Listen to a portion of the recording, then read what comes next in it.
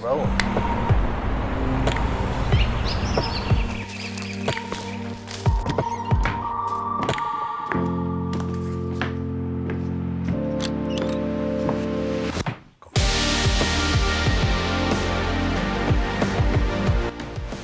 So how do you pronounce your name? Well, the full name is Michaela, Michaela? but normally I just go by Shay. Shay? And how do you pronounce your last name? Mundall. Mundall. What nationality is that? So, funny story. My mom had friends of lots of different ethnicities in college, and one of her best friends was Jewish, and so she really liked Michaela as far as a name. It's actually the feminine form of Michael in Hebrew, so it's like Michelle is the French version, Michaela is the Hebrew version. So. Is that right? But the last name. Where you from? Where are you from originally? Again, complicated question. My dad's from out in Washington, Oregon area. My mom was up from in Michigan, but we've lived in Jasper, Tennessee. My family has since I was about 8. Jasper, I did a renovation on the Jasper Hospital there. Oh, cool. What's the name of that? It's Erlanger, isn't it? Yeah, I think it's an Erlanger branch Erlanger. there. Yeah, I Yeah. believe so. I'm not sure. And then we'd eat downtown at that Mexican restaurant. About the only place to eat. There's not a lot of options. Did you ever go to the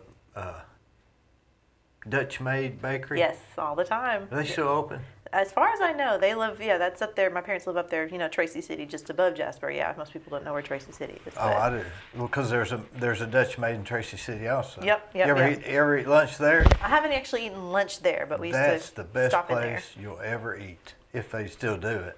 That's neat. Tracy City is 12 miles from Monteagle. And then if you go to Tracy City, you take a left to go to Grootley Lager. You got it. You ever been to That's it. Grootley I Lager? have. I built the doctor's office there at the four-way in Grootley Okay. Lager. It's pretty area up there for sure. I like it. Do you know that was a major, what do they call it, stagecoach stop? I did not know That's that. how Grootley Lager. It used to be 2 towns. It was Grootley and then Lager, because they did a lot of logging there. Gotcha.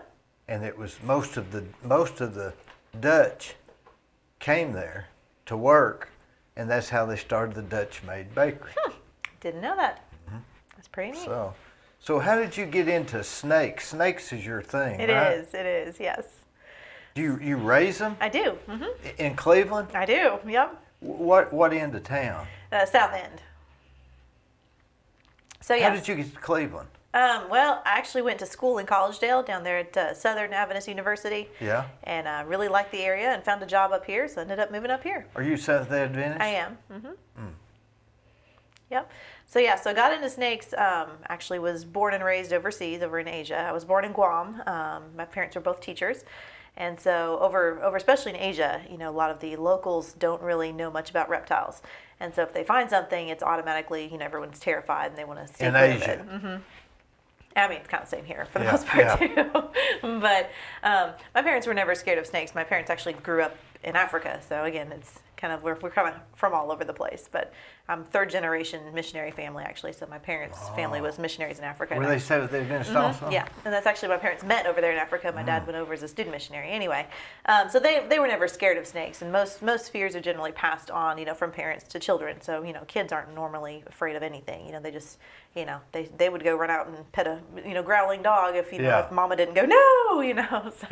So they're not usually scared of anything. But so my parents never passed along that fear to me. But when the locals would find a snake in the wild or something, they would usually call my dad, and so he would come and catch it. And if it was venomous, unfortunately he'd kill it, usually just because it was around people and stuff.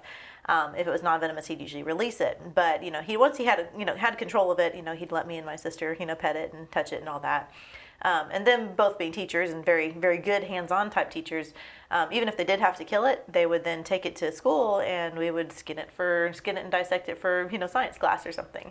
So I learned really, really early on that snakes aren't something to be scared of. Just something that obviously you need to be respectful of, because especially over there, there's more venomous than non-venomous for sure. So So I was never scared of snakes, but it never occurred to me to have them as a pet really until I got into college. And then at that point I was like, I really like reptiles. Why don't I have any? So got a couple snakes and ended up keeping them hidden in my dorm room closet. So my RA wouldn't find them. In a fish tank or something? Yeah, at the time I kept them in fish tanks. Would you just feed them?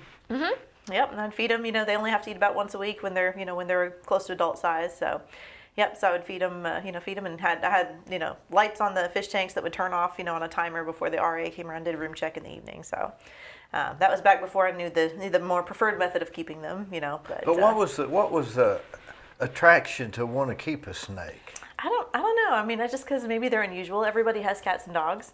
I love cats and dogs. I've got those too. But, I've always been into stuff that's different, whether it's the reptiles or the birds or the, birds of prey. I've had birds of prey and stuff like that too. I'm a falconer as well. So, a little bit of, all the different stuff. Do you do falconry? I do. You have one of those things on your wrist that wear a glove, yeah. Glove? Can you go like that and they fly back to you? Yep. So you keep falcons? Well, usually hawks in this area. Falcons are more for open area like the Midwest. They tend to do a little bit better where there's more space. So usually this area with the woods and the trees. So a hawk will do the same as a...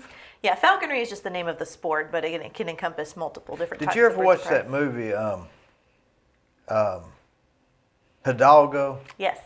Remember the Arabian guy he would send the falcon out to kill the other person? Yeah, I don't know that you can train them to kill people, but...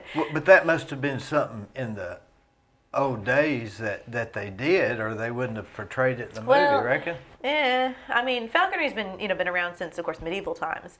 Back then, of course, it was used more for providing, food for people, for families and stuff like that. How did they do that? So, as far as training them, or? I mean, what was the point? What would a falcon do? So basically, it's a hunting sport. So it's no different than going out squirrel hunting or rabbit hunting. You're just hunting with a bird instead of hunting with a gun. But how does a bird know? What does a bird do? So it kills them. It just, again, it's just they're hunting their natural prey items. So again, in the wild, which is what? With squirrels and rabbits for the hawks around here. So usually. Instead of shooting it with a gun, hunting it with a bird. How do you how do you tell the bird to do it? So it's a long training process, but basically it's a matter of weight control. So think of an athlete. So if you just sat down and had a big Thanksgiving dinner, you're not going to go and want to run a marathon right after that, okay? You're way too full, okay? And the opposite also applies, whereas if you haven't eaten for 2 weeks, okay, you're not going to have the energy or the endurance to go run that marathon. You need to be at the optimal weight. You need to have that conditioning, that training to be able to go do that. Same principle applies. So when we're flying birds, you want to find a hunting weight. So a weight where the bird is hungry, they're going to hunt, but obviously you're not starving the bird. So, it's a fine balance. And it's a long process. You have to actually serve a 2-year apprenticeship under a falconer who's been doing it for a whole lot longer. Lots, of course, red tape with permits and, federal permits, state permits, all that sort of stuff. TWRA comes out and inspects your facilities and everything. It's very, very regulated, obviously because they are a protected species. So it's not something you can just take from the wild and keep as a pet. How would a falcon know a squirrel was in the woods? Well, so for hawks, so when we hunt, basically, again, once you have them at that hunting weight, you've already trained that bird with the relationship basically to work with you and to know that you are going to provide food. So you throw that bird up a tree and start walking through the woods. And then your job as the human is to make prey appear. So you start banging on trees and shaking vines and doing anything you can to get a squirrel to move or a rabbit, to kick out from under a bush or something. When the bird sees it, it's going to obviously follow its natural instinct, which, we trap these birds from the wild as as juveniles, but they've already been hunting on their own. So they already know how to hunt. It's just a matter of teaching them that hunting with us gets a whole lot more results than hunting by themselves. But what's the glove for? Really sharp talons. So they've got, the feet are the business end. So that's how they catch their prey. So when a hawk grabs a squirrel or a rabbit, it's going to grab it with its feet, with its talons. And that's going to, basically contain it. And that's how it kills it. So the beak is not like a parrot where you have to worry about the beak. It's the feet are the business end. So that's just to protect your hand. That's usually 2 or 3 layers of elk hide just to keep it from hitting your wrist, because it hurts pretty bad when you get a 2-inch talon buried in your arm. Yeah, it could kill you, I guess. It wouldn't kill you, but it could get you some stitches. I mean, if it hit an artery or something, maybe, but In falconry, they have contests? they do. What would the contest consist So most of the actual competition tends to be overseas, like in Britain or England or something like that. We do have meets here in the U.S. They're not really competitive in nature, though. It's more of a social event. So falconers will get together, hunt their, take turns hunting their birds, and then at the end of the week, they'll kind of give out game pins, and sometimes whoever got the most game or something that week will get a recognition of some Will sort. the falcons sit on their wrist the whole time? So different birds hunt different ways. So it just depends on the species. So falcons, actual true falcons, are going to hunt from what we call a stoop. So they'll be up in the sky and they'll be circling around, and then they basically, like you see on the movies, the peregrine falcons, they'll fold up and they'll just basically dive. And they're going to hunt birds usually. So they're going to hunt your, quail, ptarmigan, doves, stuff like that. Hawks will fly from tree to tree to tree and just kind of follow. So those are the red-tailed hawks that you see sitting along on the power poles. They tend to find a spot up high and they just kind of watch, see what they can find. And then there's birds like accipiters, such as Cooper's hawks, sharpshins, goshawks, stuff like that. Those will hunt from the fist. So with those, with say a goshawk or something, you're walking through a big old, open field, you just have the bird on your glove. When it sees something, it's going to take off after it. So it just depends on the bird as to what style. Well, if your arm gets tired of holding it like this. You better build some muscle up. Because you'd have to walk like, you couldn't pretty walk much- like No, that. you gotta hold it like that. Yeah, they can get heavy after a while. They really don't weigh that much. Even a big full-grown red tail that'll stand that tall only weighs 3-4 pounds maybe. Well, you are into the unusual, aren't you? Definitely. So the snakes, you just wanted them as a pet originally. Initially, yes. Yeah, initially I just wanted them as pets. And then once I moved out of the dorm and got my own apartment, I just kind of kept getting more. And then eventually, down the road, my husband said, "You're not going to keep getting more snakes." I said, "I make no promises." My dad always told me when I move out and get my own place, I can have all the animals I want. So, it kind of grew from there. But it was a hobby that I wanted to start making pay for itself, basically, because it can get expensive, feeding Sure. large amounts of snakes after a while. So I started breeding and then selling the babies, and that kind of pays for the hobby itself. Who buys those? So actually, the reptile industry is very very popular right now. And reptile people are not like dog and cat people. So dog and cat people, most people who have cats or dogs are going to have one or two. They'll have 1 or 2 cats, 1 or 2 dogs. You get the few people that may have 5, 6, or 7. All right, reptile people, they start off with 1 or 2, and then they have 18, 20, 30, 50, 100. So they're going to have a whole lot more, usually quantity-wise, than someone who has dogs and cats, just because of maintenance. Snakes are very, very easy to take care of. As adults, they only have to be fed once every 7 to 10 days. So you can go for vacation for a week, and your snakes are fine. You have to give them water? Yeah, you leave a water bowl in there with them, but they're not going to drink the whole thing in a week time. It's always good, of course, to have someone check up on them and stuff. But yeah, again, super low maintenance. I have about 100 snakes and 3 dogs, and my 3 dogs are way more work than my 100 snakes. I would be petrified to be in a house with 1 snake. Have you been to a zoo? Yeah, but that's just looking at them from a glass. I mean, right? they're in cages. It's not like they're running around loose. Do snakes have personalities like dogs and cats? I would say more temperaments probably than personalities. It is species specific. There's some species that just tend to be a little more defensive than other species. Angry, maybe? Would you say? It's not really angry. It's more of a defensive thing. Just so people like to say snakes are aggressive. Snakes really are never aggressive. A snake's only ever going to strike or try and bite for 2 reasons. One is if you smell like food, so unless you've been handling rats recently, you don't smell like food generally. And the other is to defend themselves. So basically, if you leave them alone, a snake is not going to bother you if you're leaving it alone. So if you're walking down the trail and there's a snake, he's going to sit. Do they smell you coming or they hear you coming? Usually they'll feel the vibrations. They actually don't have ears, but they'll feel the vibrations. Can they from hear your feet. nothing? No. But they'll feel the vibrations from your feet as you're walking. And so they'll see you? Usually they'll be long gone before you even get there. And if not, then they'll try and hold still and camouflage and hope you don't see them.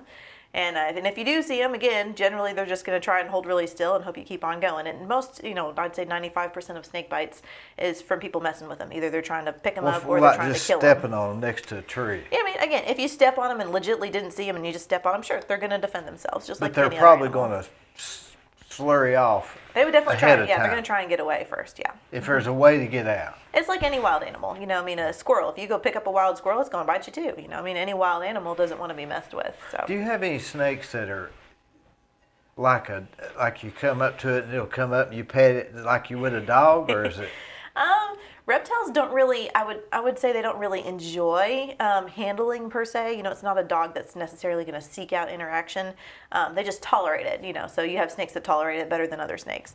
So I do have snakes that I can, that I can pull out and mess with, and I let my kids hold and stuff. They're not a big deal. And then I have some that are a little more nerve-wracking when I pull them out. So it just depends on the snake and the species and stuff like You that. ever been bit? Yep, more times than I can count. If you've ever been scratched by a cat, generally that's way worse.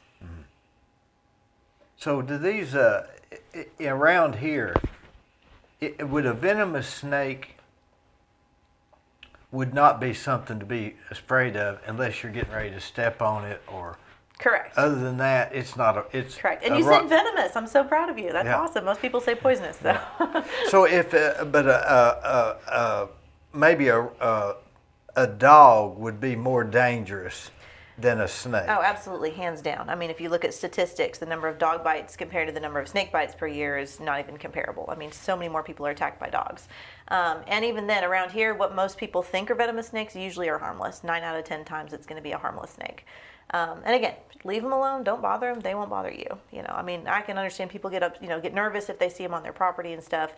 But keep in mind, each snake can keep over 1,000 rodents in check in the year. That's the amount they eat plus the amount that they would have produced. So you kill one snake, and that's 1,000 rodents that are left free to chew your wires and chew their way into your house and cause a problem. So they're and really a snake, beneficial you're to not have. going to see it.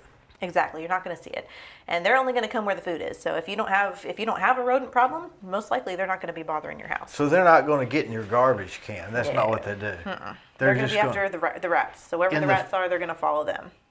Mainly rats. Mm-hmm. Just Yep, pretty much. Rats and mice. Yep, that's the majority of it. Smaller snakes like. So they're going to snakes. be in the field. Right.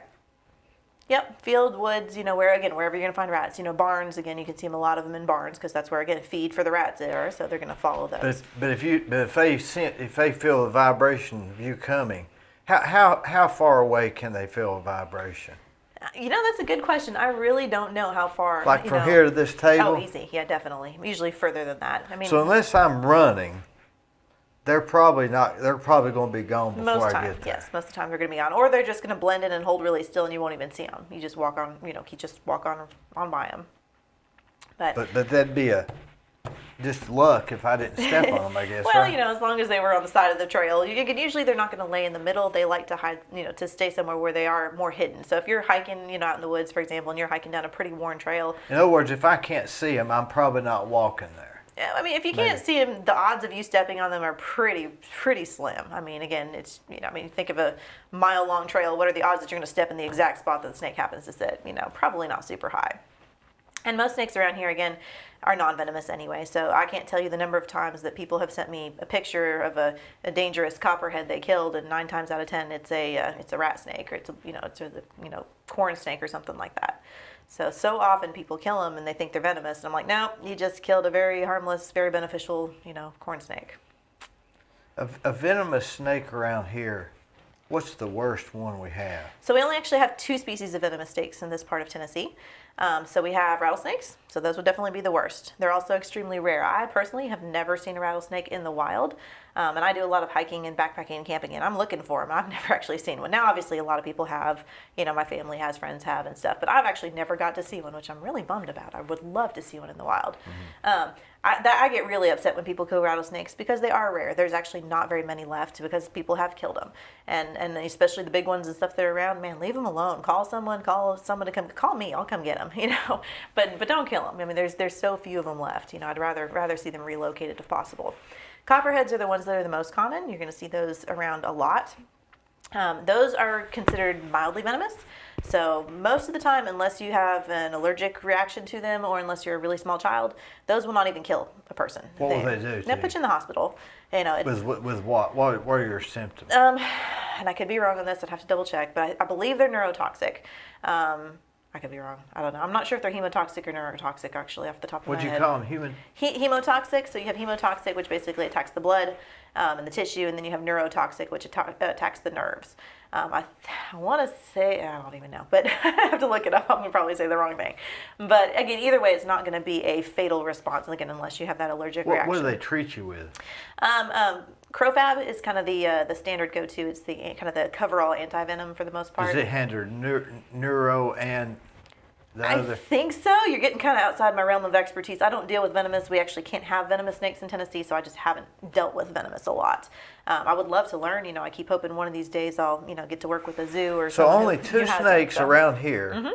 Would one of them is extremely rare, and the other one you can get treated. How soon do you need to be treated? I mean, with anything, you should always go immediately. Go. I mean, 2 hours. I mean, as soon as you can get to the ER. I mean, because again, you don't know what your reaction's going to be. You don't That's know the if you're thing. going to have an allergic reaction or or what. So it's always better to be on the safe side. Go straight to the emergency room, in case.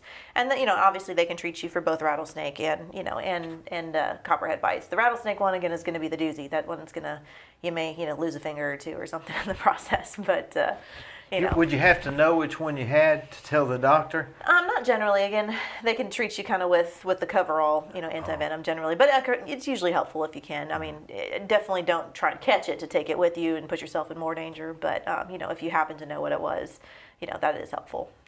I've heard that rattlesnakes, the rattlers, are almost going away. Have you heard that? I have not heard that. That the rattlesnakes now don't have the long rattlers. So basically what happens with the rattles is, so as a snake grows, it sheds its skin. So every time it sheds its skin, a rattlesnake gets a new what they call a button on their rattle. So basically, while you can't necessarily tell the age because they can shed multiple times a year, you can tell, approximately a younger snake from an older snake. So now that being said, of course, like you mentioned, they can also snap off and break off their tail as well.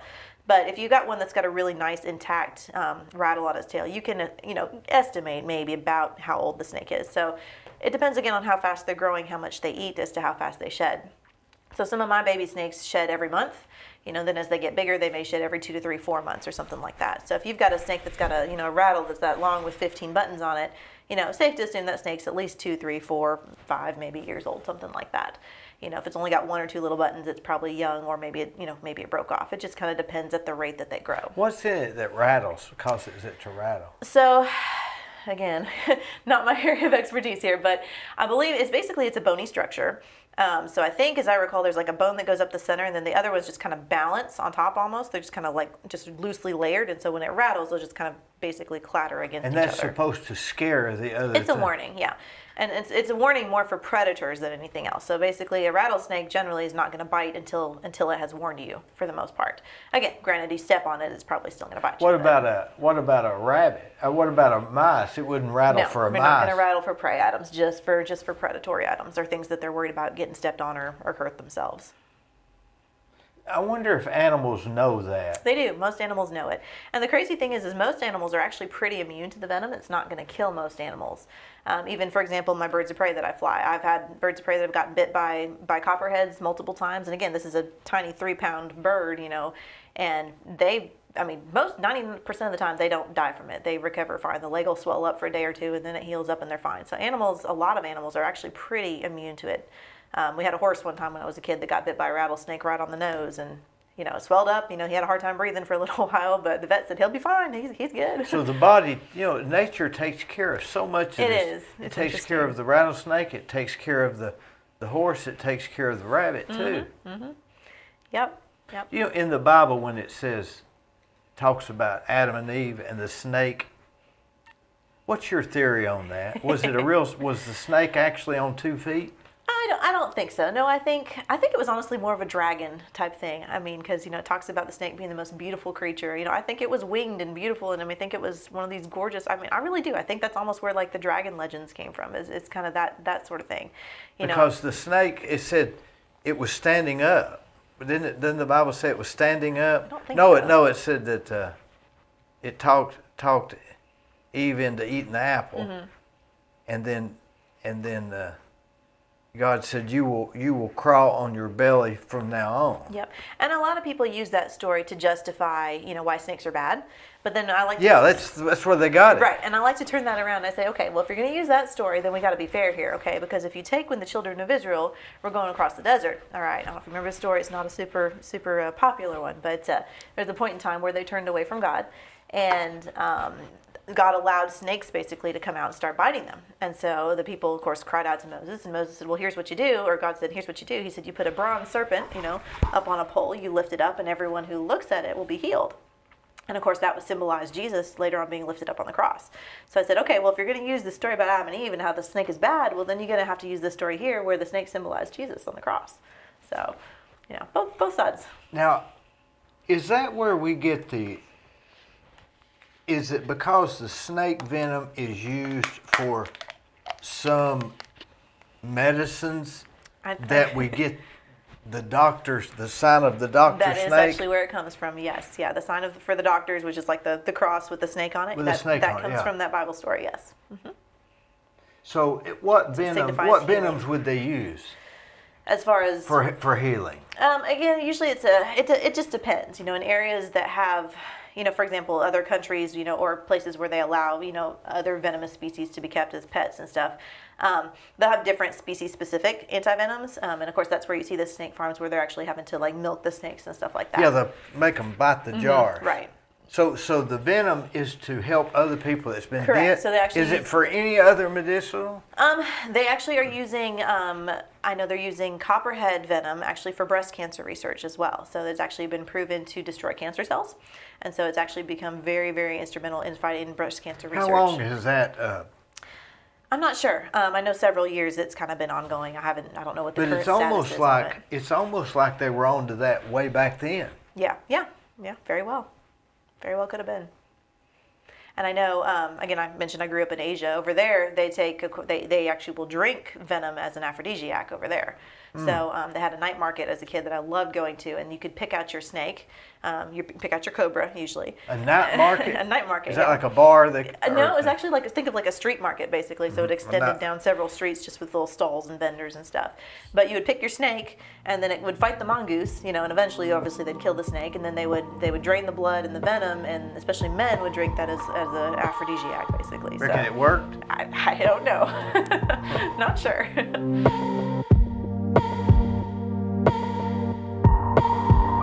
Let me tell you about Capstar Bank. They're located in Nashville, Hendersonville, Gallatin, Athens, Madisonville, Sweetwater, Etowah, and in Cleveland at 950 25th Street and 3855 North Ocoee Street. I've used them. I like them. Give them a try. They're no problem. Let me tell you about Gobbles Automotive. They're on North Lee Highway, just past Captain D's. They're family owned, they're family operated. My whole family uses it. They've stood the test of time. They will do you a good job. Give them a try. They're no problem.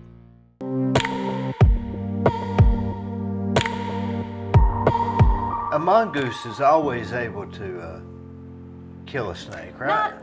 Not always. It depends on probably, I would say, the snake and the mongoose and have. Why is it a mongoose is one that can still kill the snake?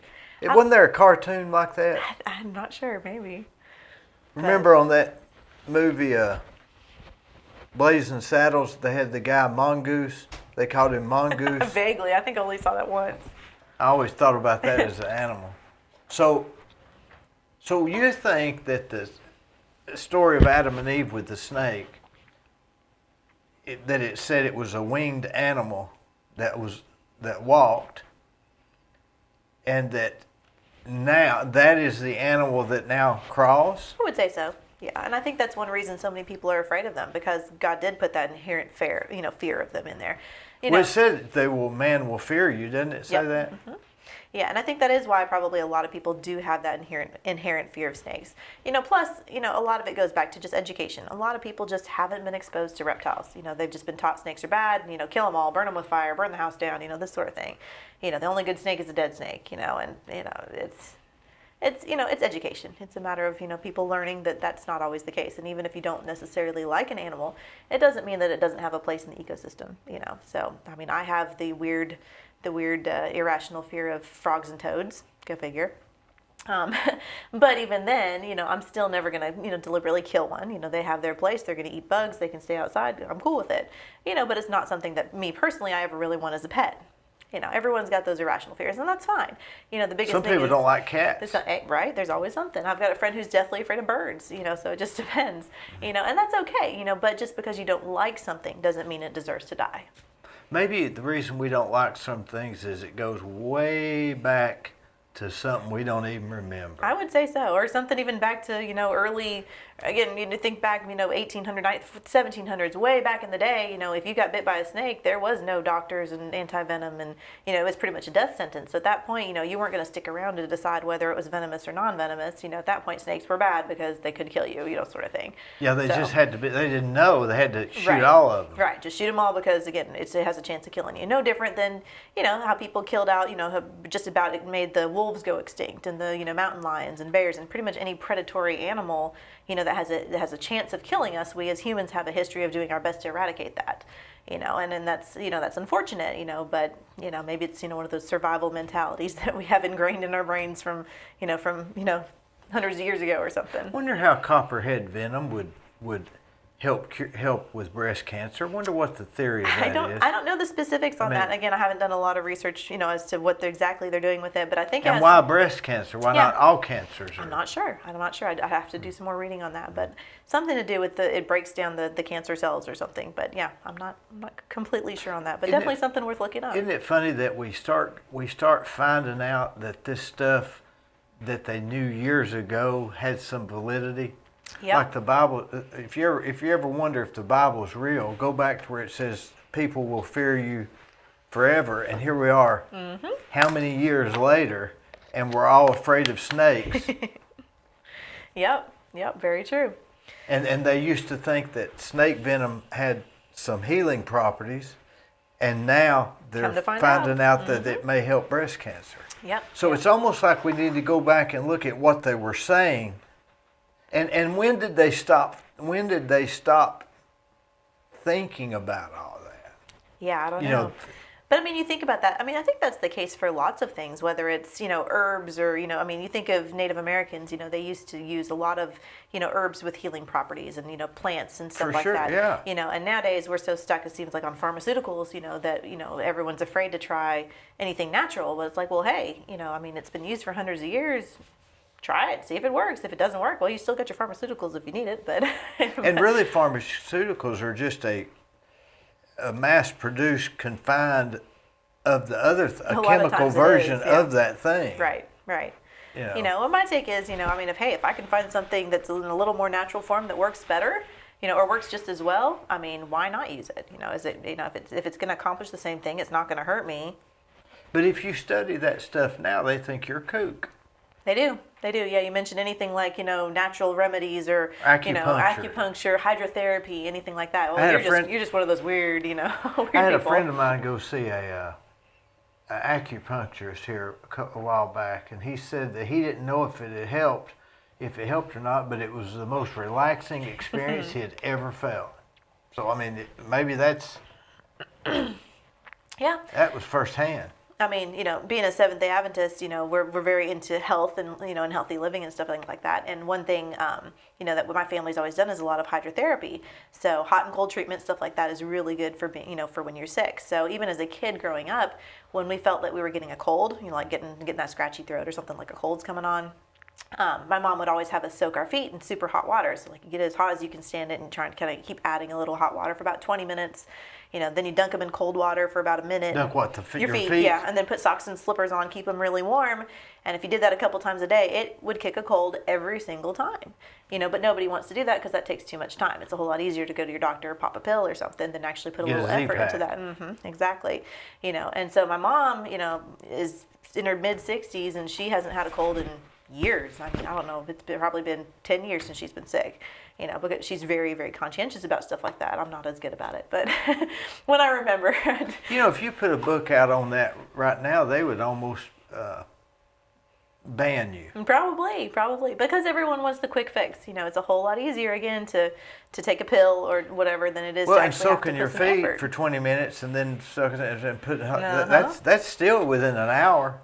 You would think, but it takes a lot more effort. I've often thought, if you're real hungry and you eat, and you say, "Boy, I feel better now." Well, That happened quick.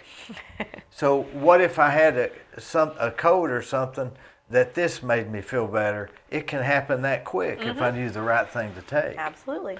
But we can't go to Asia to get that thing. So it makes you wonder if that thing's around here. Well, and a lot of them are, without going too far down the rabbit hole, you have a lot of, essential oils and a lot of, vitamin herb supplements and stuff like that. And of course, you do have to use caution if you got a, pre-existing medical condition. You do want to, check with your doctor, all that. All that stuff. All that disclaimer stuff, Yeah. But, again, if I can take, for example, I not to sound too kooky here and scare everyone off, but I do some like essential oils and stuff like that, because I found, okay, so I can take, use some eucalyptus oil, for example, rub a little on my chest, just like Vicks or something. It'll clear your nose clear out. Right up, and I could do that instead of having to take Sudafed, for example. So it's like, why wouldn't I use something natural, use some eucalyptus, all right, when that's going to accomplish the exact same thing as Sudafed without destroying my liver in the process. So, if it doesn't work, well, then I've still got the Sudafed. I'm not opposed to that. Yeah. I'm not opposed to or that take at them all. both. Maybe you don't have to have two Sudafeds. There you go.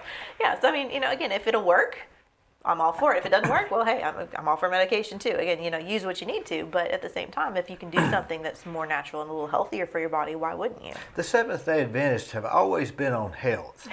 I'm not sure where they got that, but they're one of the only religions that are really go into diet.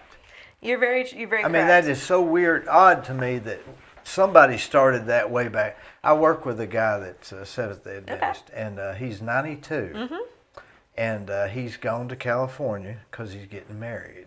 Wow, 92. He's 92. He's coming back Thursday. Well, good for him. Just bought a new house, and he never eats meat. He's never touched alcohol. He never eats chocolate. Wow. He never drinks coffee. Sounds like my parents right there. And he drinks they drink Postum. Postum, I hate that stuff. Oh, it's awful. I guess it's maybe what you get used to. Probably. But then I've got other friends that are 91 and they drink and smoke. Some of it has to do with genetics too. But I'll say this, they don't get around as good as this other guy.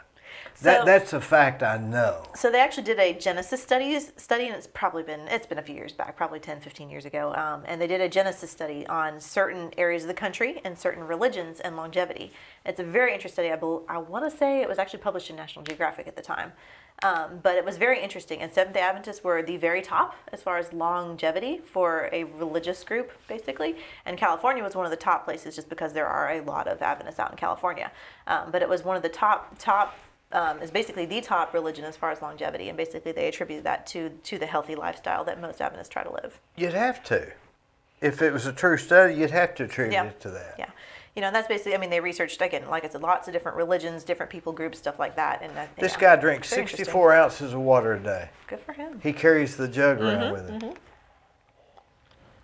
Yep, and and he's not ridiculous in any way. He's not overbearing or in any way. Well, good. That's just what he does. Because some people, like any religion, can be. So yeah, it's just what he does. Like anyone, you get your bad apples anywhere. So there are the ones that try to shove it down your throat, and that's never effective. But they're more into natural. Yeah, definitely.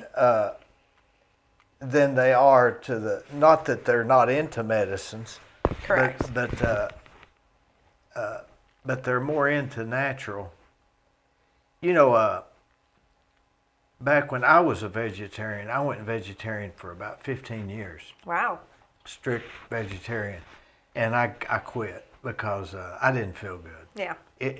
I just feel like that I needed meat. And I feel better on it. There you go. But it doesn't affect this other guy. So I don't know. Yeah. But So I was born and raised actually vegan. So vegan and vegetarian, the difference. Oh yeah, he's vegan. But vegetarian just doesn't eat meat, whereas vegan doesn't eat meat or dairy. So I was raised vegan simply because my dad was lactose intolerant. So we were vegetarian for health reasons. We ended up vegan just kind of by default. But when I got to college and got on my own, I love my eggs and dairy way too much. I can't give up the cheese. I love that. So I did the vegetarian thing for years, and even now I would say 90% vegetarian. vegetarian. I kind of cheat and do eat some chicken occasionally, but that's really about That's all I eat. vegetarian, isn't that what they call it? I don't know. I call it a flexitarian. Flexitarian, yeah. Politarian, maybe. I don't know. But I mean, I don't eat chicken more than once a week tops. Well, I'll say one So. thing: you have perfect skin. Well, I don't know about perfect, but thank you. You sure don't look your age.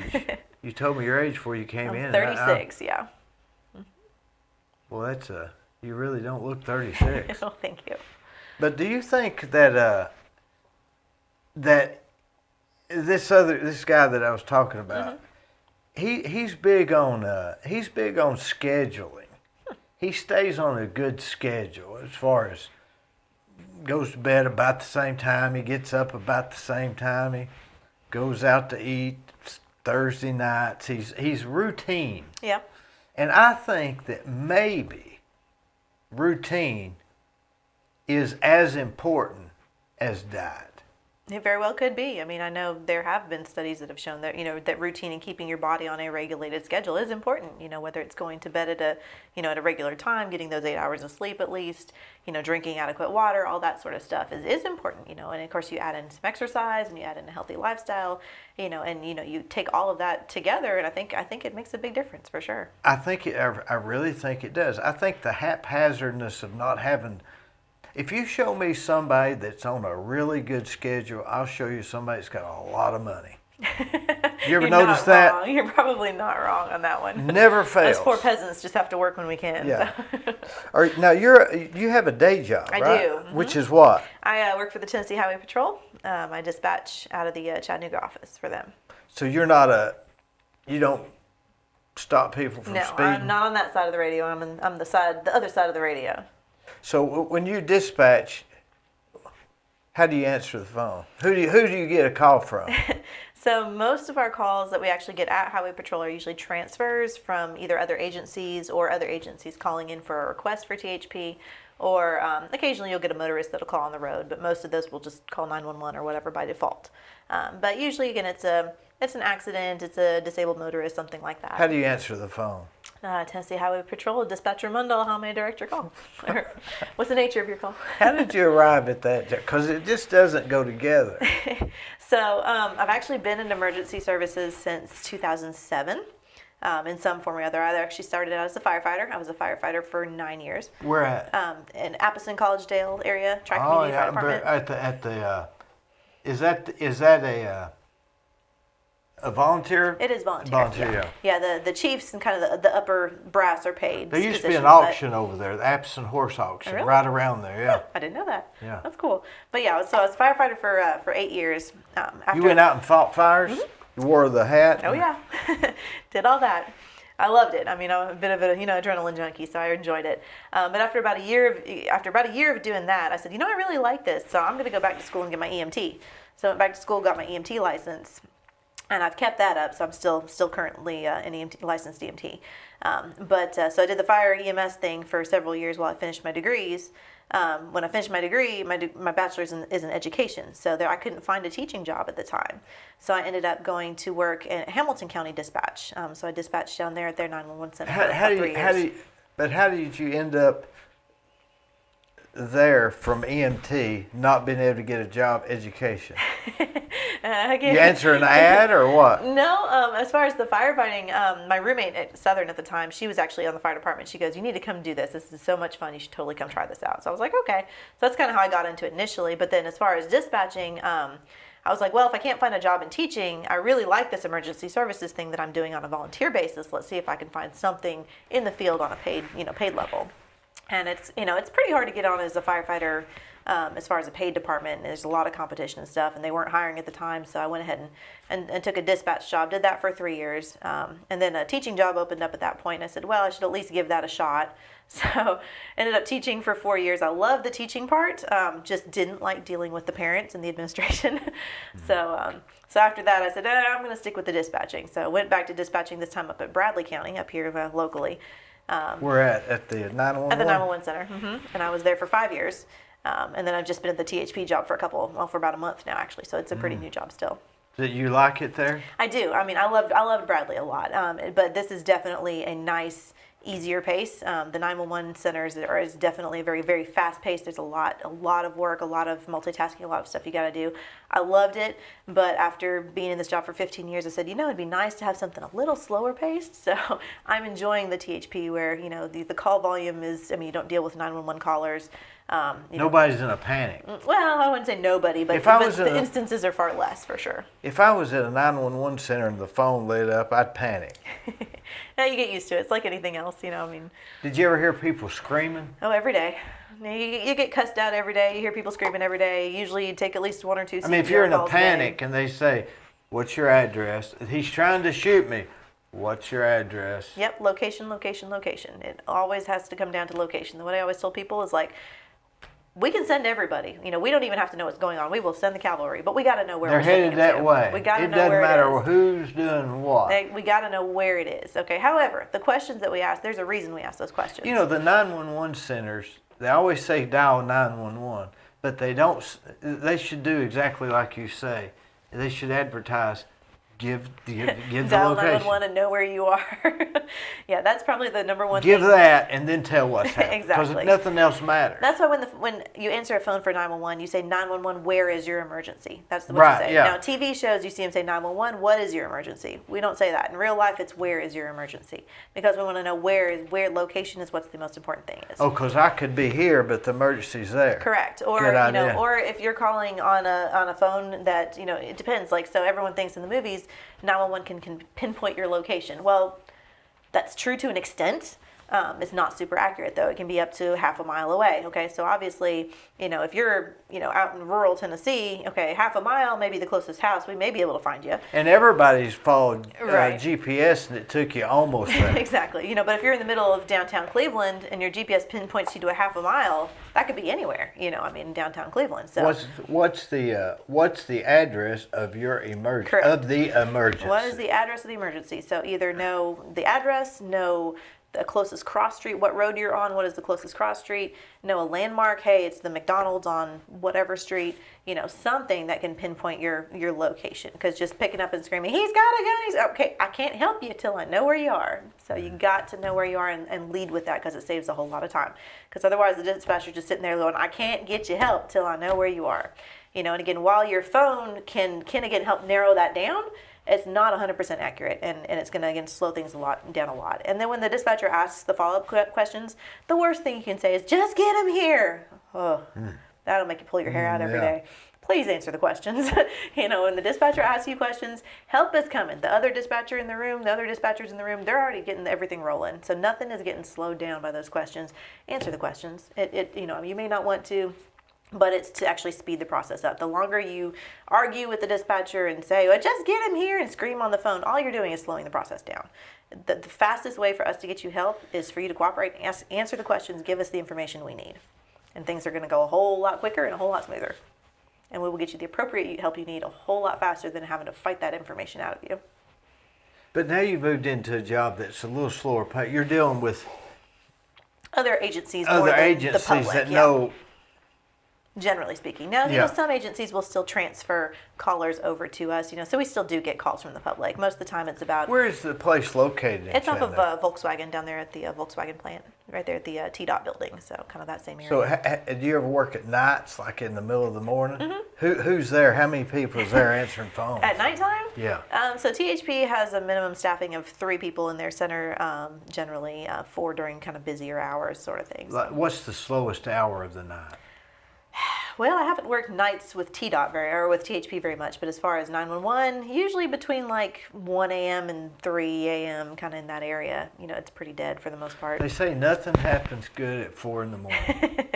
Not wrong. If the phone rings, usually at that point in time, it's generally fairly serious. I won't say always, but generally. You do get people that call because their tooth has been hurting all day and they decide 3 a.m. is the optimal time to call for an ambulance, but But 5 o'clock, you got some people that get up that early. Right. 5 it starts picking 3 up. o'clock, you get some people that are out late and went to the Waffle House. Especially on the weekend, not so much. But 4 o'clock, it's just not.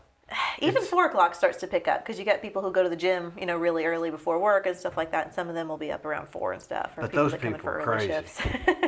Sometimes. Who yes. would go to the gym at 4 in the morning? Me. You go that early? When I was working at Bradley and had to work the morning shift, I would go and work out. Usually I'd be at the gym by 5 most of the time, so I'd be up by 4. Who's at the gym at 5? More people than you would think, actually. Golly. They have to take showers there before they go to work? Yeah, they have showers there, thank goodness. But they have to take their clothes to, they have to take shampoo? Yep, gotta take everything. Why not just work out at home? Well, because I don't have that kind of motivation. Is it has something to do with, I mean, you have to take a bag with a girl, you'd have to take more, curling iron or something? It depends on where you go. So I do Orange Theory, so it's actually a coached class, which is nice because it gives me the motivation. At that time in the morning? At 5 o'clock is their first class, yeah. And it's, This one over here? Yeah, over here. Yeah, what is it, Paul Huff, I think. What was it before that? Where'd you go before that? Before that, I went to the Planet Fitness usually. They're open 24/7. Yeah, they're open 24/7.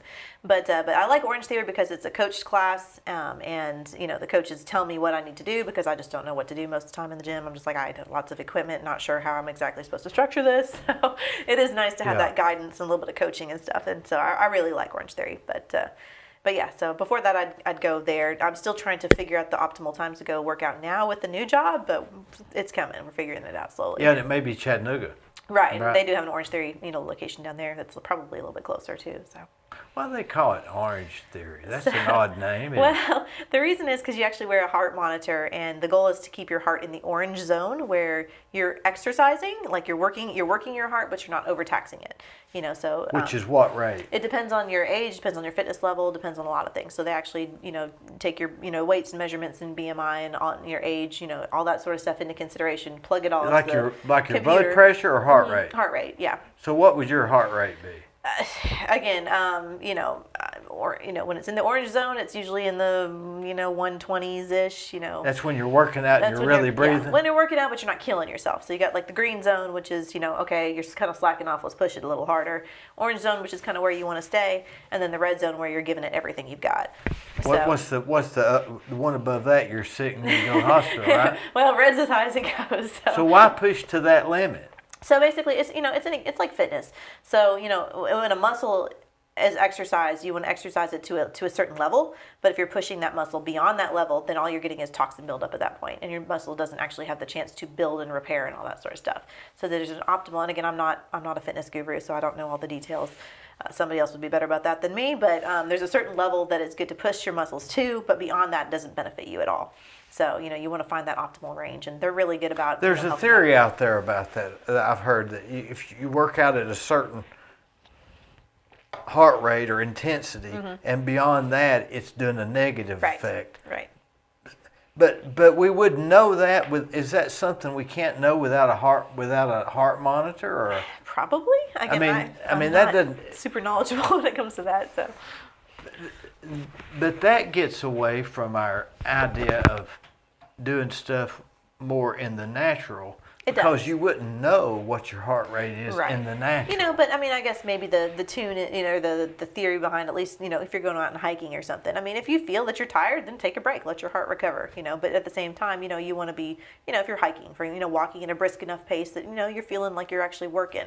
The way they describe it with Orange Theory is, the green zone is a pace that basically you could keep up, for an hour if you needed to. You're walking with your friend, you can just chit chat and carry on, and that's just a very relaxed pace. So pretty much if you can talk the whole time, that you're in the green zone. Orange zone gets a little harder to talk. You're not going to be carrying on a conversation, but you don't feel like you're dying. So it's kind of that pace where, you're having to work. You're not really going to be chatting with your friend next to you, but you're not feeling like you're about to fall out on the floor. Red zone is you're just, you're about to fall out and you're giving it everything you've got. Again, that's that interval training that comes in handy, so you push it up to that red zone, which is good, short term or whatever, but you want to back it down, let your heart rate recover, stuff like that. Again, I'm not a fitness guru by any stretch of the imagination, just kind of what I picked up from classes and stuff. I was reading a book last week that said that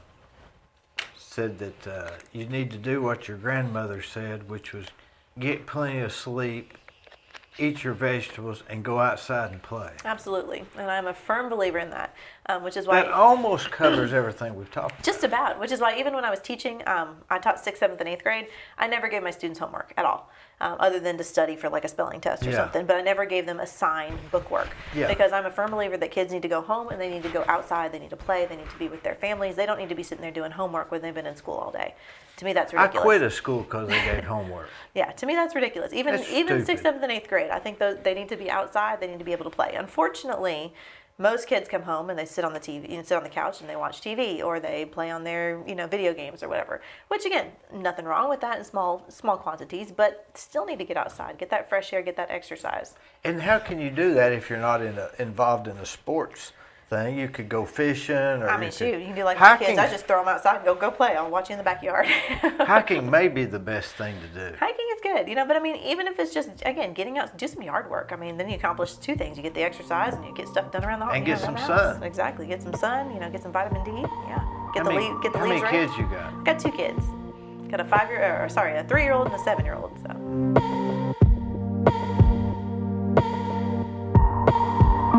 Let me tell you about Capstar Bank. They're located in Nashville, Hendersonville, Gallatin, Athens, Madisonville, Sweetwater, Etowah, and in Cleveland at 950 25th Street and 3855 North Ocoee Street. I've used them. I like them. Give them a try. They're no problem.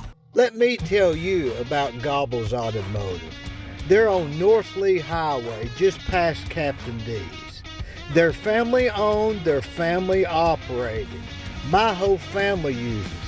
They've stood the test of time. They will do you a good job. Give them a try. They're no problem.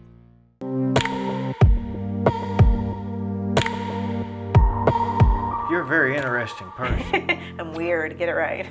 But you have done odd things because birds of prey, snakes, a female firefighter. I mean, that's unusual, right? How many were there that was a female firefighter? At the time that I was there, we probably had 4 or 5 on the department. So there was a few of us, but not a huge amount. But there's nowadays, especially, I'd say there's more females that do the firefighting thing. But like anything else, it is a little more male dominated for sure. But it's fun. Do you have another area that would be of interest that's out of the normal? Interest, oh boy. Well, I mean, I love travel. I scuba dive, so I love doing scuba stuff like dive. That. Mm-hmm. So anything involving animals. I love, of course, any kind of animals. So anything involving animals. I would love to go to freaking vet school. I kick myself as I look back. I'm like, I got a master's degree in education, and I'm not even using it. I should have gone to vet school, but.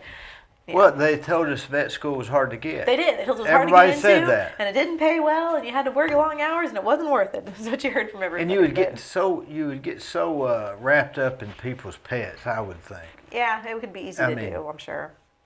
Yeah. I mean, that would be really tough for me. Yeah, it would be hard for sure. Like any kind of medicine, I always thought, it'd be cool to work with kids, but as far as, pediatrics or something, I was like, no, I don't know if I could be around, sick kids all the time. That'd be heartbreaking. Yeah. Yeah, more. Oof. I admire the pediatric doctors and nurses and stuff. That's a tough job. You have to be a different breed, don't you? You do. But yeah. It just depends. I think what everyone's wired to enjoy and deal with. I mean, for me, I love teaching, and even now, I love educating people about reptiles. I take my snakes and stuff to schools, birthday parties, stuff like that, and I love it. Absolutely love it. Anytime I can combine education with something else I enjoy, whether that's animals or emergency services or something like that, I'm in my element. Like, that is the best of both worlds. I would love to do that full time. That's kind of what I'm eventually working towards. But it's hard to find a job in that field. Like, to get on with the zoo or with the aquarium, you have to have basically volunteer experience with the zoo or the aquarium. And I'm like, I don't have time for that. I'm a full-time mom. I've got, a full-time job, and it's an hour drive to the aquarium. I don't have the time right now, unfortunately, just to go volunteer. And they only hire from their volunteer pool. So to get into that job is just about impossible unless you have to do it free first. Right, unless you have former experience with some kind of zoo or aquarium. So that's the hard part with something like that.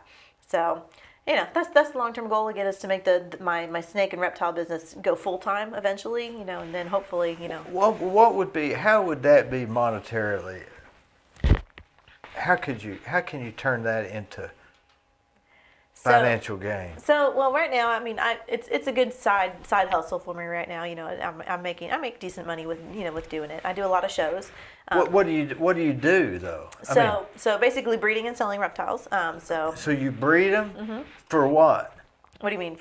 Just to say this is a purebred. So with snakes, specifically ball pythons are probably one of the most popular snakes in the industry. Ball pythons have basically what they call morphs, which is different color patterns. And so you can combine those color patterns and get more cool color patterns. So ball pythons can range in price from, a $25 normal up to a $50,000 snake.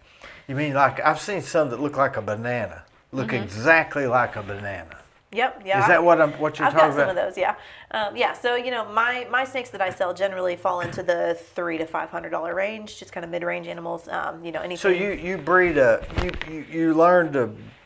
It's genetics. Think back to high school genetics. This is a dominant trait. This is a recessive trait. When you combine, this, that, and the other, then you're going to get these combinations. So it's kind of that idea. Where do you learn that? Other breeders experience, lots of reading, research, stuff like that. So the goal is to breed this perfect, beautiful colored snake? Well, that's what the big breeders are doing. So the big breeders are going to work with all the new morphs that they're finding and discovering, and they're going to be working with the cutting edge combinations. I'm not there. I don't have hundreds of thousands of dollars to invest in, in cutting edge snakes. So to make a living. What do you mean cutting edge? You had to buy them first to breed them? Pretty much, yeah, to get those new genetics. So, a lot of breeders again, you get the bigger breeders, that are breeding, they have basically warehouses full of snakes that they're breeding and again producing new combinations, world's firsts, stuff like that. I've got a friend. Are they a new species? Not a new species, just a new color, like a new color morph. Just a color. Basically, like a color combination. Like a tulips. They do that with tulips. Kind of, I guess maybe. With ball pythons, it's more patterns and colors and kind of combined and stuff like that. I've got a friend who just sold a $30,000 snake. And I'm so excited for him. How old was it? A baby. It's a brand new baby. But yeah. So what was so special? It was going to be a different. It was. So it was the world's first combination. So basically, it combined several genetics that had not been combined previously, essentially, and they were able to sell that snake for for a good amount of money. Not species, genetics. Genetics, right? Just colors. So this is all the same species. It's just different color combinations. So it's all ball pythons, just different colors. So while I do breed some ball pythons, unless I was to get either a huge number or, again, get on that cutting edge of the new morphs and combinations, I can't really make a living out of that. So I kind of differentiate. So I also breed rainbow boas, and I'm getting into green tree pythons and black-headed pythons. So I'm trying to get into other species that aren't quite so common, because if I can kind of find my own little niche down here, where, there's not a lot of rainbow boa breeders, for example. So if I can get into rainbow boas, then I have a little corner on the market down in this area, whereas 57 other people breed ball pythons already. It's kind of harder to make a living. Go the path less taken. Correct. Which is what you've always done. You're not wrong. So I've got a great mentor in in rainbow boas, Ike Leitner. He's up north, and got a great batch of really high colored, high quality, rainbow boa babies from him this year.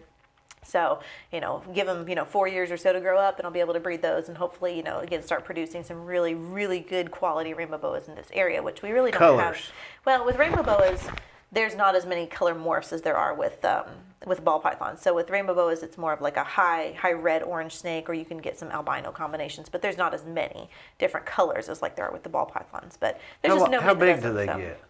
Rainbow boas will get probably about that big, around about the size of maybe a small orange for a big female, and they can get up to 6 feet in length, but they're not a super big snake. Ball pythons they'll get a little fatter, maybe a larger orange girth as far as a female, and maybe 3 feet in length, 4 feet tops. They don't get super big. They stay nice and small, which is again why they're probably the most popular pet in the industry, just because they stay small, they don't require a lot of space, and they come in lots of pretty colors.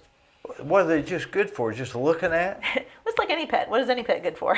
Are they almost making a form of art with it? As far as honestly, something to look at? It really is. It is there is a lot of artistic stuff to it, because it's, okay, if I take this morph, which is more of a pattern morph, and I combine it with this morph, which is a color morph, and then I throw in this other recessive trait over here, what combination am I going to come up with? What's the baby going to look like? So you can breed, for example, you take a female snake that has 3 genes, what we call 3 different genes. Okay, so 3 different colors in their genetics. Combine that with a male that, let's say, just for argument's sake, has 3 genes as well. Okay, so now your babies can have up to those 6 genes in any combination. Possibly. Yeah, possibly. So you can get everything from a normal, which is considered 0 genes, up to a snake that has all 6 of those genes. So the babies out of the same clutch are going to look vastly different. Okay, so you may not have a single baby that looks exactly the same. They may look all completely different, but they're all from the same clutch. So it's kind of, it really is like a box of chocolates. You never know what you're going to get. So a lot of that is just, it's fun. It really is, because you're combining these genetics and these genetics, and what are you going to come up with? So it's lots of fun. And how much time is that? As far as breeding snakes, so breeding season starts in the fall. So usually snake breeders at that point are going to start conditioning their animals. So they're going to start feeding a little heavier. They're going to start pairing up, certain males with females and stuff. And kind of that's an ongoing process until eggs start coming, usually in the spring. So it's, you have to kind of pair them up, usually for a few days. You leave them together, then separate them for a few days, feed them, and just kind of keep doing that. And usually they'll start producing eggs, usually in the spring. And then you have to incubate the eggs for about 2 months till they hatch. Get the babies well started on food, make sure they're eating well, and then at that point, usually you can sell them. So we do a lot of reptile shows. Do you know by then what color they're going to be? You know what they look like as soon as they hatch. You can see the color on them as soon as they hatch. They don't. What if they have color. lines and?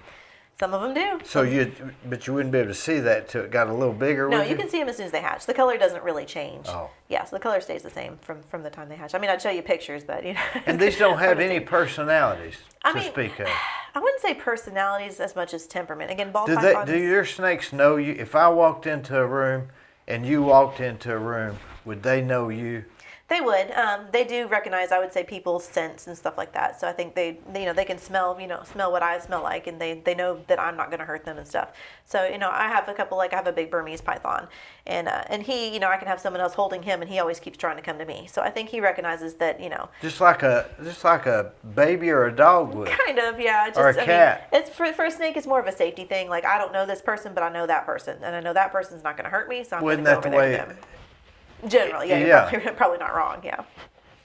So, yeah, again, I wouldn't say it's personality as much as it is, temperament. Again, just like anything, some are going to tolerate being handled, better than others are, So I have some ball pythons, again, that I can pull out and let my kids hold, and they're fine, and I have some that I'm like, don't reach in there, that snake will bite you, So. Do you, now these snakes you're raising, they would not make it in the wild long, right? No, not at all. They're natively from Africa, so if you let one go in the wild here, it's going to die.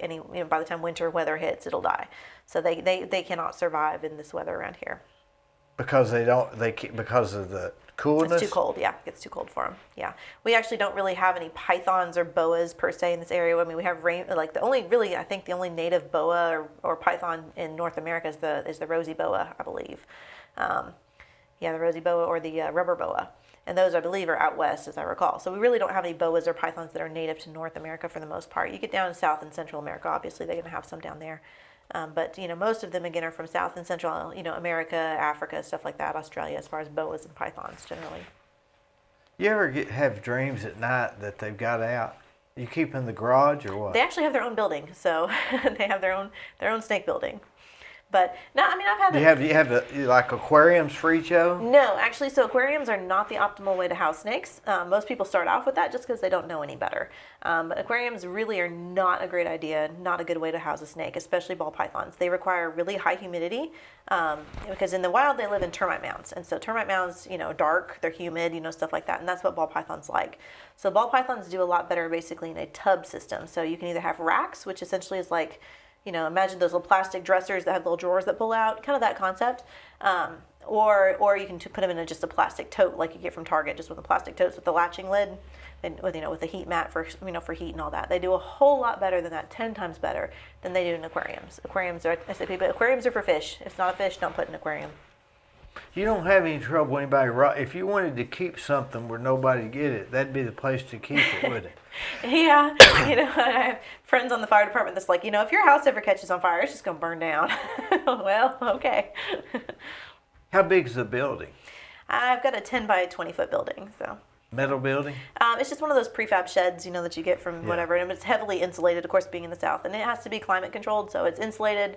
It's got its own AC unit and everything, and Like all that. what temperature do you like to keep it? So I actually have kind of two rooms. So my back room I keep a little warmer for the ball pythons, so it stays close to 80 degrees. They like it a little warmer as far as the ambient temperature, and they still have a hot spot, like a piece of what they call heat tape that they can get on just to warm them up if they want it warmer. The rest of my snakes, my green tree pythons, black-headed pythons, rainbow boas, they like it a little cooler, so I keep their side of the room about 72, somewhere there, 73. You ever go in there and two of them got out? No, it's very rare that any of them get out. I've had a couple escapees, but it doesn't happen too often. They always show up. Find them eventually. So. In the room? Yeah, they can't get out, so they show up eventually. But again, it's not super common. Most of the time, the worst one that got out was my tarantula. He got out somewhere, and I was like, I don't know where the tarantula is. Found him one day. I had a customer coming over picking up a snake, and she goes, oh my God, there's a spider. I was like, oh, you found him. Thank you. Walking across the floor. So somebody can come down to your place and buy a snake? They can, yep. I do sell snakes out there. Where are you located? Southeast Cleveland off of Hunt Road. So the best place is just send me a message on Facebook, Shay Serpents, and we can be in touch. But most of my sales I actually do at shows. So Show Me Serpents or Show Me Snakes is the show that I've been with the most. We're actually doing a show in Knoxville next weekend. So how does that work? What time do you get there? So the show lasts the whole weekend. So we usually get there for setup Friday evening. So we'll set up Friday evening, get everything, table set up, get all the table this big. It depends. I usually have 4 8-foot tables is usually what I use. I also sell PVC cages. My dad builds them, and I sell them. So it's kind of a side gig for him now that he's retired. So he builds the cages and rack systems for the snakes. Which so would be handy because we're just talking about how to keep Exactly. So, especially for people who are getting into more snakes or, higher quantity of snakes, a rack system is a lot more convenient than having individual, tanks or cages or whatever set up. And then the PVC cages are nice for larger snakes or if someone wants to display their snake or something like that versus in a rack system. So we build those. But yeah, so I'll, take a van load up with a trailer usually on, a Friday evening, set everything up.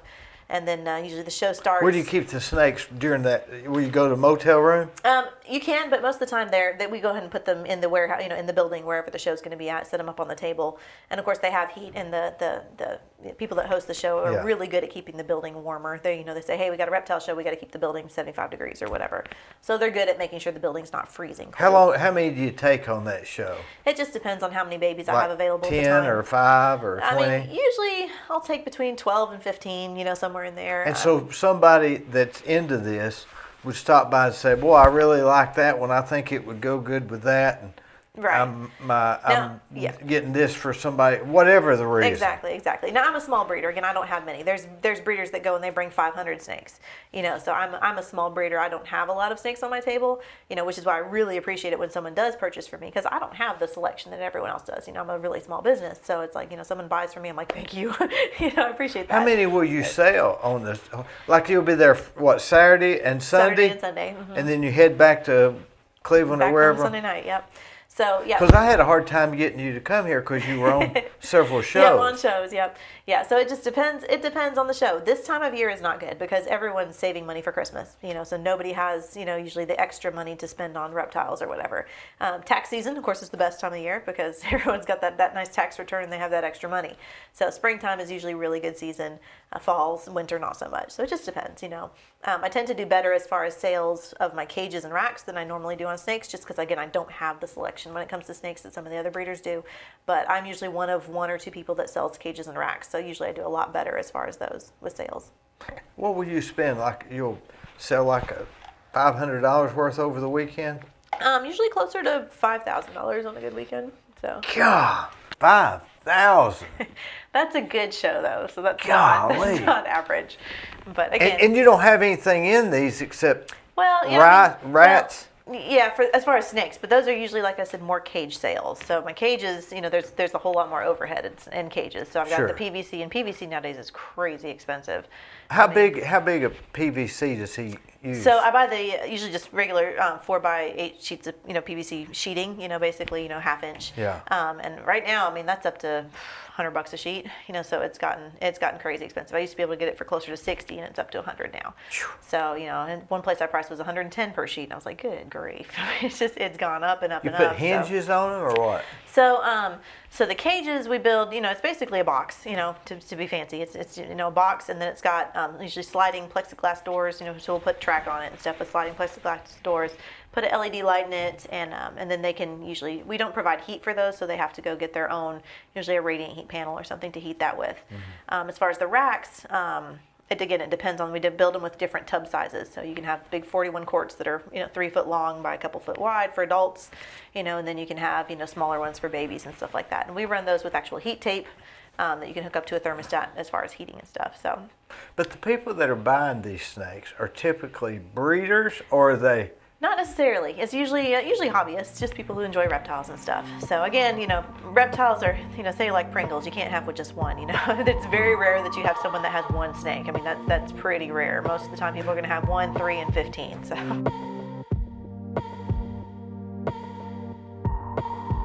Let me tell you about Capstar Bank. They're located in Nashville, Hendersonville, Gallatin, Athens, Madisonville, Sweetwater, Etowah, and in Cleveland at 950 25th Street and 3855 North Ocoee Street. I've used them. I like them. Give them a try. They're no problem.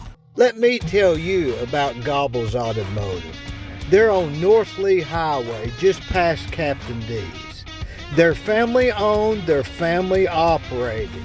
My whole family uses them. They've stood the test of time. They will do you a good job. Give them a try. They're no problem. What would be the breed of snake that had the most personality, that would be most like a pet, a cat, or a dog? I mean, one of the best starter snakes, there's really two snakes that most people recommend as far as, a good beginner snake. One is the ball python, just again, because they don't get big. They're very slow moving, so they're an ambush predator. So they're going to basically, we call them the pet rock, because basically I could set a ball python on the table, walk away, come back 5 minutes later, it'd probably still be sitting there. So they're really slow moving, especially if someone's not comfortable handling snakes, stuff like that. They're just kind of getting into it. They're a good starter snake because they don't move fast.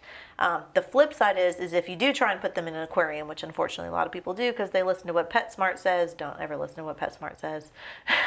Talk to a breeder. They always know way more than PetStore. But if you try and put them in an aquarium, usually they're going to go off food and you're going to have feeding issues and shedding issues. And everyone's like, oh, there's so much work. The snake is a picky eater, all this. No, your husbandry's just off. If you kept the snake in the correct conditions it needed, it would be fine. So a lot of times that's the issue people run into with ball pythons. The other one that's usually a really good starter snake is corn snakes.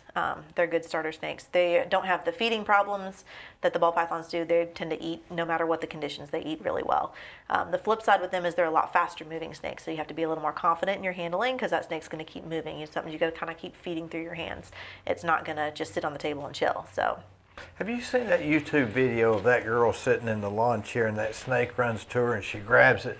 I don't know if that's fake or not, but how fast do some of the snakes get? Not fast.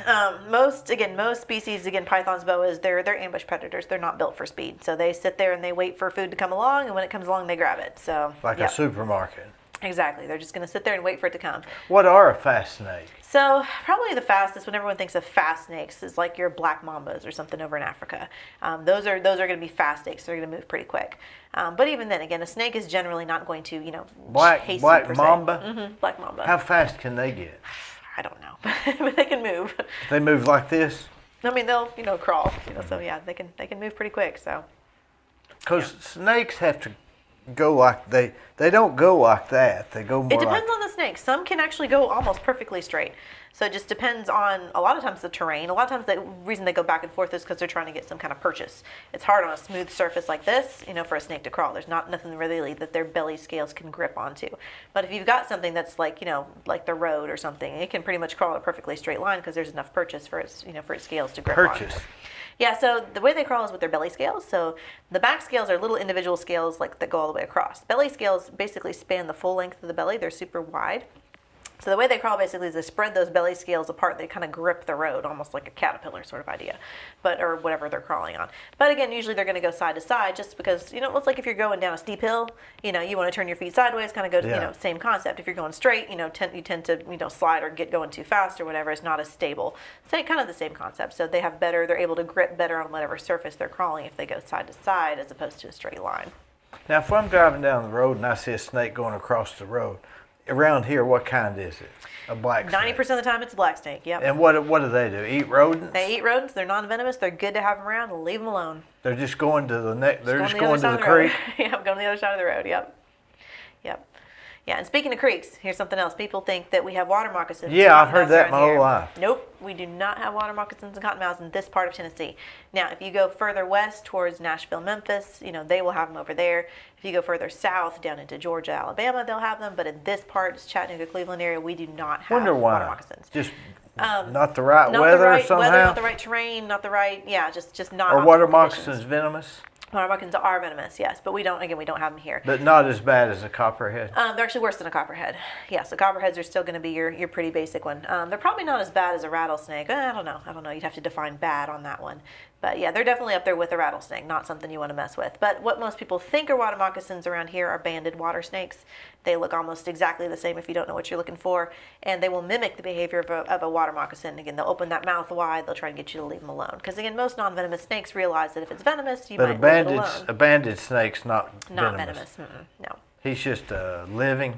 Just again, they're going to eat frogs, toads, tadpoles, whatever fish, whatever they can find around the water.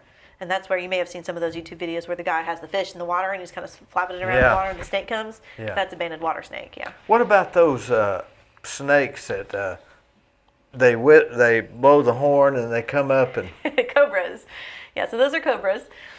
So cobras, excuse me, cobras can't actually hear. Again, snakes don't have ears. So they're not keying in on the flute music, they're keying in on the motion. So usually you'll see the guy and he's swaying back and forth like this. So the cobra's following the motion. Again, snakes are very visual, so they're keyed into whatever that motion is. So he's why is the snake doing that? Again, because the guy's doing it, because usually the guy is moving, so the man playing the flute. He's just mimicking it? Yep, he's just following that motion. Mm-hmm. Are cobras venomous? Very venomous, yes. Mm-hmm. Yeah, now again, in Tennessee, we cannot have venomous snakes as pets, so you can't keep a venomous species as a pet in Tennessee. If you get down in Georgia, you can have native venomous species as pets. So you can have anything that occurs naturally in the wild, you can keep it as a pet. It just depends on your state, depends on the laws. You go somewhere out like South Carolina or Texas, you can keep pretty much whatever you want. It just depends on what part of the country you're in. Any snake, this black mamba, how fast have they ever been tracked as far as how fast they're going? I'm sure they have. I just don't know how fast that is. But they're supposed to be the fastest, right? I believe so. I mean, that's just kind of what comes to mind when you think of a fast-moving snake. The cobras, what are they known for? So cobras are known for their hood. Those are the ones that that raise up and the hood spreads. Yeah. Mm-hmm, that's what they're known for. So again, they're probably one of the biggest venomous species in the world. They can get 19, 20 feet long. Even sometimes they just get super, super big. Those are the ones that kind of cause the most problems in Asia and stuff like that. And they're really honestly not a fast-moving snake. And they tend to like living around people's houses, which is why a lot of people die from cobra bites, just because they are extremely venomous. And they strike fast, right? That's the big thing. They can. Well, and honestly, it's more their size than anything else. I mean, you take a 15-foot cobra, it's going to have a huge amount of venom. Just sheer quantity of venom that thing can envenomate someone with is going to kill them, even if the venom is not one of those super toxic venoms. Compared to like some of the snakes in Australia, for example, that you get one drop and you're dead, sort of thing. So it's it's much more. It's not necessarily that it's more venomous. It's just the amount of venom that you're going to get from a bite. So what those in Australia, some of them, if you get one bite, you're dead? Oh yeah, Australia is probably Australians like reptile mecca, basically. So if you want reptiles, if you want to see reptiles, go to Australia. It's not the Amazon jungle. No, and actually, so my family went to Australia a couple years back, and I was all excited because I'm like, yes, I'm going to see reptiles and all this. I did not see a single freaking reptile in the wild other than like a little lizard somewhere. I was so disappointed. I'm like, no giant spiders. No. So if I saw... We saw crocodiles and stuff, but no snakes. Didn't get to see anything. If I saw a snake over here, I'd freak out. You wouldn't bother you a bit? I'd go catch it. Wouldn't bother you a bit? No, not at all. None? Nope. I mean, it's elements of surprise. Like anyone, if something catches you off guard, by instinct you're still going to jump. I Yeah. mean, so if I'm walking down a path and all of a sudden there's a snake, I'm going to woo. But it's Yeah. more going to be I'm trying not to step on it than anything else. I had that happen a week or so ago. I was walking down a path at my parents' house down to the pond, about stepped on a black snake and kind of did this jump trip, kind of stepped over it, trying not to step on the poor thing. So it wasn't that I was scared Once of you it. came to your senses, it did scare you. Right, out. it just caught me off guard. I was like, whoa. And then I breed my own rodents for my snakes, and I have the wild black snakes that get into my rat shed sometimes, and they'll just sit there looking at them like a buffet. So either I have to haul them out of the shed, but I've kind of felt bad for them sometimes. So occasionally I'll feed them, be like, all right, here you go, you earned a mouse, you can have, now go away. So I'll feed them a mouse and then take them back outside and turn them loose. Be like, all right, stay away from my rats. But yeah, I mean, they're good to have around. They just, they're good to keep the wild rats in check. Don't need to eat mine though. I have plenty of snakes to eat those. So. So if you've got how many snakes now? Like 100? About 100, yeah. So you could in 1 year you could get the perfect combination and have a $200,000 year. Well, I don't know in about sales. that, but no. If you got the right color combination. Well, I don't. My snakes are not super high end, so at least when it comes to ball pythons, I'm not breeding stuff that is that expensive. So again, the snakes that I'm producing are, again, anywhere between the $75 to $500 range, again, which we call kind of a mid-range. Because like any business, if you are offering a more expensive product, your clientele numbers are going to shrink. There's only X number of people that are going to pay $1,000 for a snake. Most people are like, "Are you crazy?" Whereas the opposite also applies. If you're breeding $25 snakes, you're gonna have a whole lot more customers, but you're gonna have a whole lot more product. So you kind of want to find that middle ground where you've got, you can deal with some quantity, but you're not either losing all the customers because your stuff is too high end, or you're not dealing with the masses, I guess, because your stuff is super cheap. So if you use Walmart or Neiman Marcus, you're where? Yeah, Target. Target. Somewhere Midway? Somewhere in the Not middle. midway, but yeah, lower end of the midway. Yeah. Yeah. Right now I don't have the money to invest into higher end stuff. Would I love to get into it? Absolutely. But, like anything, it takes money to make money. So my business has taken a long time to grow because I started off with, 2 normal female ball pythons and 1 2-gene male. And I bred those, produced 2 clutches, turned around and sold the babies and reinvested that. So I haven't had my own personal capital that I've been able to invest. So I've had to basically, all the money I've had to invest has come from snakes I've produced and sold and reinvested. So that's why it's taken me as long as it has to get where I am. I just haven't had the money to invest. You so called it's it been a slow clutches? process. Yeah, clutches of What's eggs. that? A clutch, like a group of eggs. So when a ball python lays eggs, the clutch of eggs is usually 8 to 10 eggs average. Sometimes you'll get a big clutch of 12 or a small one of 6 or something. But 8 or so is usually average. And you're hoping for? You're hoping for the high combination. So again, you got those 3-gene male, 3-gene female, for example. You're hoping for those 6-gene babies because the more genes it has, the more it's worth. So, so a 2-gene snake, generally speaking, is not going to be worth as much as a 5-gene snake. How do you know it's 2 genes? You learn to recognize different, what the different genes look like. So, for example, if I'm breeding a banana, snake, there's a snake ball python called a banana colored, and again, it has that yellow color. So if the baby comes out yellow, more than likely it has that banana gene. But then let's say it has an orange background to it. So I go, oh, hey, it picked up the cinnamon gene from dad over here. So maybe it's a banana cinny or something like that. So you can kind of tell, okay, well, it's got the yellow from this genetic, and then it's got the color from this genetic, but then it's got this weird pattern from this genetic. So you can say, okay, well, it's probably a banana cinny inchy or something, for example. So you can kind of pick up on what genes it has. And then you can say, this one's beautiful. Yeah, and then you can sell, hey, I've got this banana cinny inchy for sale, and based on these 3 genes, this is kind of the market value of this snake, so that's about what it's going for right now. So it just depends. Females are always worth more than males, and then again, usually the more genes it has, unless it's just a rare newer gene or something, or a recessive genes are always worth more, it's going to be worth a little more, so it just kind of depends. But What's a recessive gene? So think genetics. Think back to high school genetics. So you have your dominant traits and your recessive traits. So if mom has blue eyes and dad has brown eyes, more than likely the kid is going to come out with brown eyes. Okay, because brown eyes are dominant. Oh, okay. Okay, so brown eyes are going to be dominant. Now, that also does mean, though, that since dad had blue eyes or whatever, that child is going to carry that recessive blue-eyed gene. So they're going to, they're still going to have brown eyes, like myself, okay? My dad has hazel eyes or whatever, which is also kind of a recessive. So I carry that hazel gene. So had I married someone with hazel eyes, there would be a chance that my kids came out with hazel eyes. Now, my husband has bright, like ice blue eyes. He's got gorgeous eyes, okay? My boys both have brown eyes. because I've got brown eyes, dominant gene. But they both But carry. their kids may have Right. So if they were to, have kids with someone who had blue eyes, there's a good chance their children might have blue eyes because they carry that recessive blue-eyed trait. But wouldn't we all carry that? Not necessarily. I mean, it just depends on genetics. Is there any people that don't carry any of There are. anything? There are. So again, if you think the Punnett square, I'm going to think back to high school biology. What do you call it? The Punnett square? Yeah. So again, if you have like someone who is brown eyes, so let's say both parents had brown eyes, and then you have someone who is brown eyed, blue eyed, for example, like one parent had brown eyes, one parent had blue eyes. Two of those kids would carry the blue eyed gene and two of them would not. Now you wouldn't know which would because they all four are going to have brown eyes, but two would have that recessive gene and two would not. Is that theory or is that No, that's fact? science. Yeah, that's science. That's how they come up with any kind of, whether it's flowers or whatever. That's just genetics. So yeah.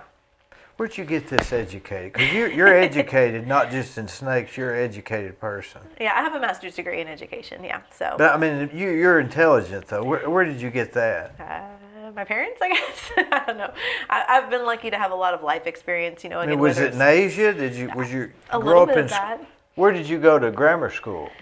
So again, both my parents were teachers, so usually I just went to school wherever they were teaching. In Asia. Yeah, so I went to school up through third grade in Asia, though, but then came over here at that point, when I was 9. So so I've been to school over here, but I've been in the Adventist school system since then. So private school, but yeah.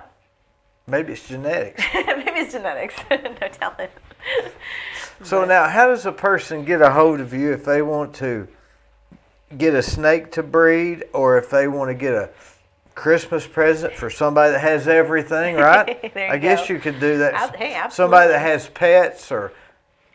So the best way to get a hold of me is on Facebook. So look me up on Facebook or Instagram. Shay's Serpents is the best way to get a hold of me. Just shoot me a message through Facebook or Instagram.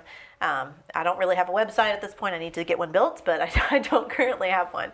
But you can find me on there. So that's the best way to get a hold of me. So. Or, of course, shows. Like I said, we got a show in Knoxville next weekend. So, come on out to the show and come see us. They don't have any shows in Cleveland, right, for that? We're not in Cleveland. We do in Chattanooga. We actually just had one in Chattanooga, I want to say last month, I think.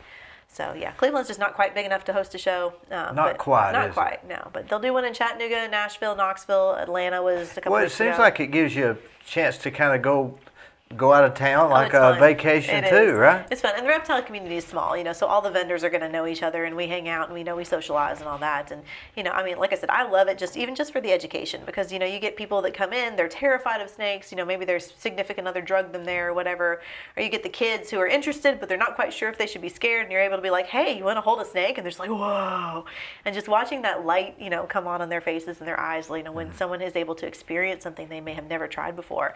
I mean, to me, that makes it all worth it. I mean, it 100%, like, that's why I do it. I mean, again, that's that education, side of me combining with the reptile side. I'm just hog heaven right there. So. I believe you're going to make a lot of money at this because you have a passion for it.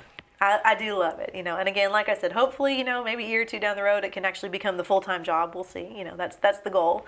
Again, if I can get more into the rainbow boas and the green tree pythons and the black-headed python stuff that sells for a little more, for example, than the ball pythons do, and is a little more rare, then I'm hopefully that can, kind of help the business side of things. But we'll see, it's a work in progress. My money's on you. Well, thank you so much. I appreciate your time.